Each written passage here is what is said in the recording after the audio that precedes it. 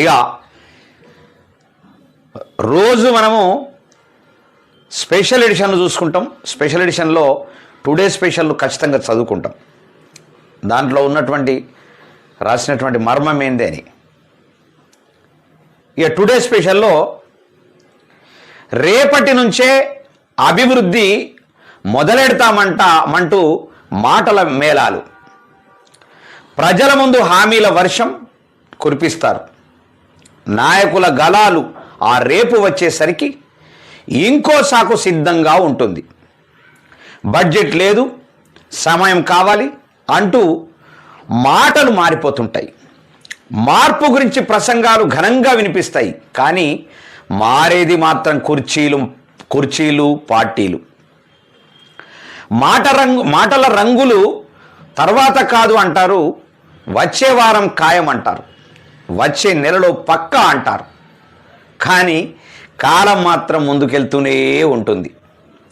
ప్రజల ఆశలు అగ్నిలా మండుతుంటే నాయకుల నిర్ణయాలు పొగలా ఎగిరిపోతూ ఉంటాయి. ఇప్పుడే మార్పు అని నినాదాలు నినదిస్తారు. కానీ ఆ ఇప్పుడు ఎప్పుడు రాకుండా పోతుంది. నిజంగా మార్పు రావాలంటే మాటలతో కాదు, చేతలతోనే నిర్ణయం తీసుకోవాలి. అదే రేపు కాదు, ఇదే క్షణం కావాలి అనేటటువంటిది టుడే స్పెషల్లో ఎస్బిఎన్ చారి గారు సంపాదకులు చెప్పారు. ఏమంటాడంటే, మాటలతో కాదు చేతలతో అవుతుంది కదా, ఆ నిర్ణయం రేపు అనేటటువంటి నిర్ణయం ఇప్పుడే తీసుకో, ఖతమైపోతుంది కదా. ఎందుకు దాన్ని ఎక్స్టెన్షన్ చేస్తున్నావు? ఎందుకు నానబెడుతున్నావు? అంటే ఓట్ల కోసం నానబెడుతున్నావా? లేకుంటే ఈ ఓటర్లంతా కూడా మందుకు పొట్లానికి బిర్యానీ పొట్లానికి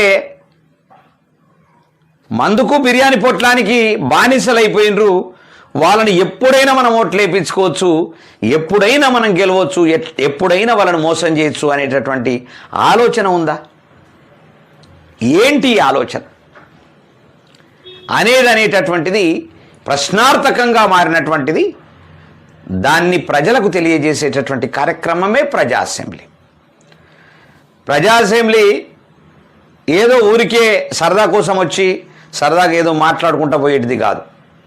ఎవరినైనా ప్రశ్నించే గొంతుకగా నిలబడుతోంది,